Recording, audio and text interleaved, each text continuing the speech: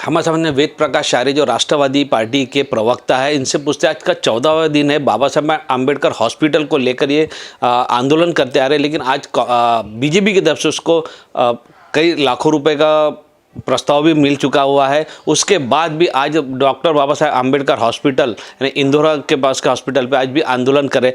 क्या लगता है आपको, हॉस्पिटल के लिए देवेंद्र फडणवीस ने फंड भी रिलीज कर दिया, उसके बाद भी आप आंदोलन कर रहे हैं? डॉक्टर बाबा साहब आम्बेडकर हॉस्पिटल और अनुसंधान केंद्र का हमारा आंदोलन का आज 14वां दिन है।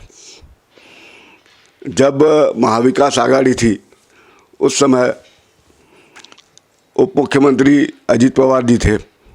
उन्होंने उत्तर नागपुर में बाबा साहब आम्बेडकर हॉस्पिटल और अनुसंधान केंद्र बनाने के लिए 1165 करोड़ की राशि को प्रशासकीय मान्यता दी थी और उसमें 78 करोड़ रुपए जो हॉस्पिटल का मेंटेनेंस का, डॉक्टरों का, बिजली वगैरह जो भी थे वो खर्चे के लिए उन्होंने पैसे मंजूर किए थे। अभी हाल ही में 3 दिन पहले देवेंद्र फडणवीस ने वह राशि को घटाकर 575 करोड़ रुपए कर दिया, यानी 590 करोड़ रुपए की राशि कम कर दी। अगर जो प्रोजेक्ट है अनुसंधान केंद्र है यानी रिसर्च सेंटर, अगर वहाँ पर रिसर्च सेंटर बनता है तो वहाँ पर नर्सिंग कॉलेज खुलेगा, डेंटल कॉलेज खुलेगा, मेडिकल कॉलेज खुलेगा और जो एमडी के ऊपर डॉक्टर बनते हैं, डॉक्टर ऑफ मेडिकल, यानी उसमें ऐसा रहता है कि जो डॉक्टर है ब्रेन में स्पेशलिस्ट है वह ब्रेन का ही सिर्फ डॉक्टर बनेगा और उसके लिए आज हमें बॉम्बे जाना पड़ता है या विदेशों में जाना पड़ता है, उसकी ज़रूरत नहीं पड़ेगी और उसका इलाज यहाँ पर मुफ्त में होगा।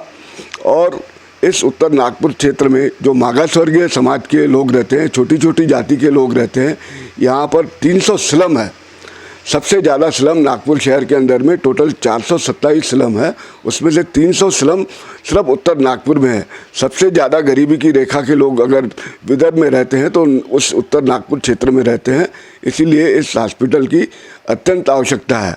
परंतु यह जब से हमने आंदोलन शुरू किया, इसके पहले जो मुख्यमंत्री देवेंद्र फडणवीस जी है, उन्होंने एक वायदा किया था कि डॉक्टर बाबा साहब आम्बेडकर कन्वेंशन सेंटर के उद्घाटन के समय कि यहीं पे यह हॉस्पिटल बनेगी और सुपर स्पेशलिटी हॉस्पिटल बनेगी।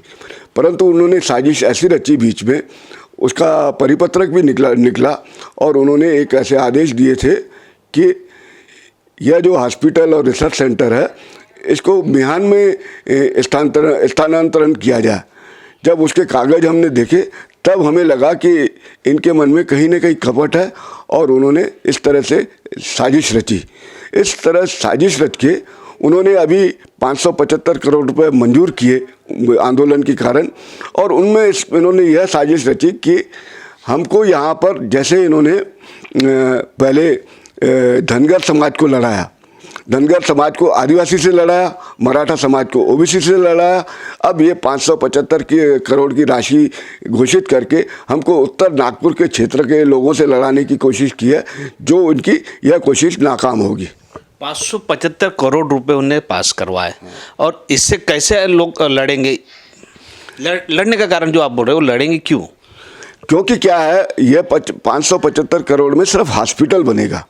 हॉस्पिटल की जगह है जसवंत टाकीज के सामने की जगह है, वह है सिर्फ वहाँ पर 6.5 एकड़ ज़मीन है और 8.5 एकड़ ज़मीन उत्तर नागपुर में ऑटोमोटिव चौक के पास की ज़मीन है, जहाँ पर अनुसंधान केंद्र और मेडिकल कॉलेज, अनुसंधान केंद्र यानी रिसर्च सेंटर बनने वाला था और वहाँ पर मेडिकल कॉलेज बनने वाला था और वहाँ पर डीएम कॉलेज खुलने वाला था, डॉक्टर ऑफ मेडिकल, उसको इन्होंने रद्द किया साजिश रच के।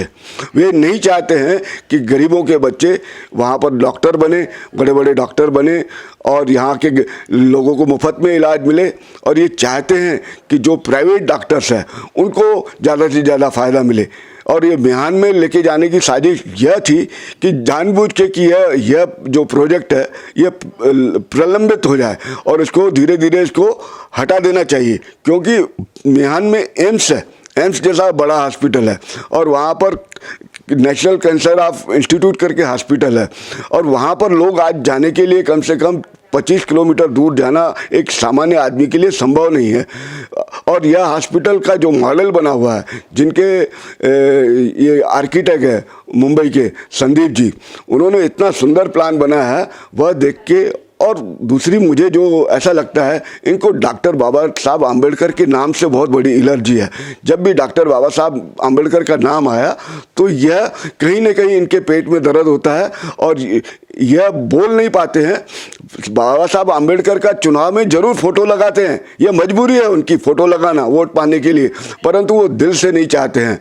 अगर वो दिल से चाहते रहते तो नागपुर शहर के अंदर में डॉक्टर बाबा साहब आम्बेडकर ने दीक्षा ली थी, और डॉक्टर बाबा साहब आम्बेडकर जो समाज भवन बना था अंबाझरी में, उसको तोड़ा गया। और धनवटे यशवंत स्टेडियम के बाजू में पटवर्धन ग्राउंड पे बाबा साहब आम्बेडकर की स्मारक बनाने का 25-30 साल से लोग आंदोलन कर रहे हैं, और वह जगह वहाँ पर आरक्षित रखी गई थी, परंतु वहाँ पर भी आज तक स्मारक नहीं बनी। उत्तर नागपुर में 130 एकड़ जमीन डॉक्टर बाबा साहब आम्बेडकर नेशनल पार्क के नाम पे आरक्षित रखी गई, परंतु उसमें भी साजिश रच के देवेंद्र के ही कुछ लोगों ने उस जमीन को खरीदा है। अब मुझे लगता है क्योंकि सत्ता पुड़े शानपंथी चालत नहीं, और उसको साजिश रच के वहाँ पर भी जो इंटरनेशनल पार्क बनने वाला है उसकी भी ज़मीन ये खा जाएंगे। और उसका विरोध इन्हीं के आमदार कृष्णा खोपड़े जब NIT की में ट्रस्टी थे, और सुधाकर कोरडे ने, कुछ लोगों ने, बड़े लोगों ने इनको खुश किया था, और पार्टी की गाइडलाइन के अनुसार उन्होंने इस प्रस्ताव को यहाँ पर पार्क बनने से रोका था। एक बात, इसके पहले भी डॉक्टर नितिन राउत ने एक इंजीनियरिंग कॉलेज लाए थे उत्तर नागपुर में, पास करवाए थे, उसको सैंक्शन भी हुआ था, सब कुछ हुआ था, लेकिन सत्ता परिवर्तन होते ही 2014 में वो इंजीनियरिंग कॉलेज यहाँ से हटकर मिहान में चले गया। उसके बाद अभी डॉक्टर बाबा साहब अम्बेडकर हॉस्पिटल के पीछे लगे। लेकिन जब कॉलेज वहाँ पर गया, उस समय ना कांग्रेस ना राष्ट्रवादी वालों ने किसी ने उस समय विरोध नहीं किया। उस समय कैसा था कि सन 2014 में डॉक्टर नितिन राउत जी चुनाव हार गए थे, और उस समय काफ़ी लोगों को कुछ चीज़ की जानकारी नहीं थी, और वो 2014 से लेकर 19 में का जो कार्यकाल था, उस समय हमें जानकारी न रहने के कारण कई लोगों को पता नहीं था। उसके कारण वो चुपचाप में इसको मिहान में ली मेरिडियन होटल के पीछे में उसको स्थानांतरण किया गया। और इसकी जो जानकारी मिली है हमें भी 2-3 साल पहले मिली है कि वह इस तरीके से इन्होंने देवेंद्र फडणवीस जिस समय मुख्यमंत्री थे उन्होंने उसका फ़ायदा लिया, और यहाँ के जो आमदार थे वह थे भारतीय जनता पार्टी के आमदार जो मिलिंद माने जी। उनका कर्तव्य था कि उन्होंने उस इंजीनियरिंग कॉलेज को वहाँ पर जाने नहीं देना चाहिए था, परंतु वो आमदार भी चुप रहे। प्रश्न उठता कि वह यहाँ के भाजपा के आमदार रहने के बाद वो कैसे चुप बैठे, यह समझ के परे है। जिसका तो भुगतान उनको भुगतना पड़ा 2019 में। मेरे को एक बात बताइए, अभी ये हॉस्पिटल के विषय आंदोलन आगे चलते रहेगा कि यहीं स्थगित होगा? नहीं, हाँ, हमारा जो यह आंदोलन है, जब तक हमारे यहाँ, अभी तो इन्होंने घोषणा की है, इसका मतलब ये नहीं है, मुझे लगता है ये अधिवेशन है इसीलिए उन्होंने घोषणा कर दी है, और उसके बाद लालीपाप देखे यहाँ से भाग भी सकते हैं। इसका टेंडर होना चाहिए, और हमारा ये आंदोलन तब तक शुरू रहेगा, उसका अनुसंधान केंद्र भी बनना चाहिए। नहीं तो जो हमने प्रण लिया है और यहाँ के लोगों की मानसिकता है, यहाँ पर हम लोगों को बहुत आवश्यकता है, और यह मध्य भारत का सबसे बड़ा हॉस्पिटल बनने वाला है, जो छत्तीसगढ़, मध्य प्रदेश, जैसे सावनेर रोड है, काटोल रोड है, और कामठी रोड है, भंडारा रोड है, जो ये 4 इलाके हैं जो 6 किलोमीटर के दायरे में आते हैं, ये यहाँ पर हजारों लाखों लोगों को फ़ायदा मिलेगा। इसलिए हमारा यह आंदोलन जारी रहेगा, और हम इस आंदोलन को छोड़ने वाले नहीं हैं, वो चाहे कितना भी प्रयास करे। अब हम जो उत्तर नागपुर के लोग हैं शिक्षित हो चुके हैं, और हम आपस में भाईचारा बना के रखेंगे।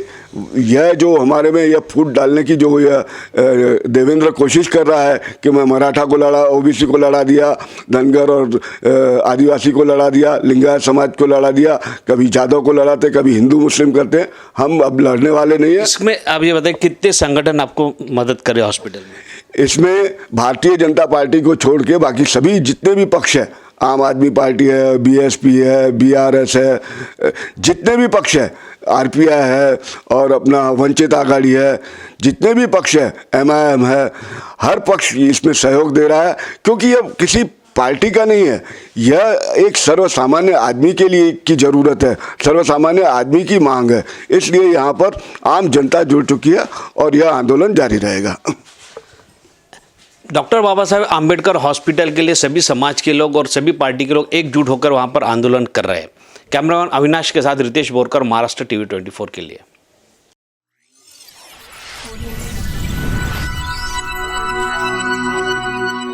गंगोत्री बिल्डर्स अँड डेव्हलपर्स घेऊन येत आहे NATP व महारेरा मान्यता प्राप्त मंजूर लेआउट रामनगर नावाने मौजा बेलगाव उमरेडमध्ये रेसिडेन्शियल आणि कमर्शियल प्लॉट उपलब्ध। Umred Nagpur highway touch layout फक्त 21,000 रुपये देऊन प्लॉट बुक करा व 12 महिन्याची दीर्घ मुदत घ्या। प्रत्येक प्लॉट बुकिंगवर 5 निश्चित उपहार, colour LED TV, fridge, micro oven, washing machine आणि मिक्सर। आमची वैशिष्ट्ये भव्य व आकर्षक प्रवेशद्वार, प्रशस्त सिमेंट कॉन्क्रीटचे रस्ते, इलेक्ट्रिक पोल्स, स्ट्रीट लाईट, पक्क्या नाल्या, इलेक्ट्रिक DP, झाडांसह ट्री गार्ड, आकर्षक कंपाऊंड वॉल, बोरवेलची व्यवस्था, सुंदर बगीचा निर्मिती, कॉर्नर पूल आणखी इतर सुविधाएं। बँक फायनान्सची सुविधा उपलब्ध। 100% सुरक्षित गुंतवणूक। सोनं घेण्यापेक्षा सोन्यासारखे प्लॉट खरेदी करा। संपर्क करा